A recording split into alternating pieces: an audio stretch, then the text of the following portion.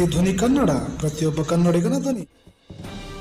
ಅಕ್ರಮ ಪಡಿತರ ಅಕ್ಕಿ ಸಾಗಾಟ ಮಾಡುತ್ತಿದ್ದ ಅಕ್ಕಿ ಸಮೇತ 2 ಮಿನಿ ಗೂಡ್ಸ್ ವಾಹನ ವಶಕ್ಕೆ ಪಡೆದ ಆಹಾರ ನಿರೀಕ್ಷಕ ಜಗದೀಶ್ ಕುರ್ಬಾರ್.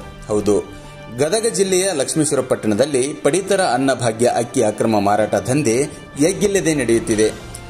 ಅದಕ್ಕೆ ಕಡಿವಾಣ ಹಾಕಲು ಮುಂದಾದ ಆಹಾರ ನಿರೀಕ್ಷಕ ಜಗದೀಶ್ ಕುರ್ಬಾರ್ ಅವರು ಖಚಿತ ಮಾಹಿತಿ ಮೇರೆಗೆ ಪಟ್ಟಣದ ಎಪಿಎಂಸಿ ಯಾರ್ಡ್ ಭವಾನಿ ಟ್ರೇಡಿಂಗ್ ಜಿನ್ ಹತ್ತಿರ ಅಕ್ರಮವಾಗಿ ಪಡಿತರ ಸಾಗಾಟ ಮಾಡುತ್ತಿದ್ದ 8 ಕ್ವಿಂಟಾಲ್ 40 ಕೆಜಿ ಅಕ್ಕಿಯನ್ನ ಮತ್ತು 2 ಮಿನಿ ಗೂಡ್ಸ್ ವಾಹನಗಳನ್ನು ವಶಪಡಿಸಿಕೊಂಡು ಲಕ್ಷ್ಮೇಶ್ವರ ಪೊಲೀಸ್ ಠಾಣೆಯಲ್ಲಿ ಪ್ರಕರಣವನ್ನು ದಾಖಲಿಸಿದ್ದಾರೆ.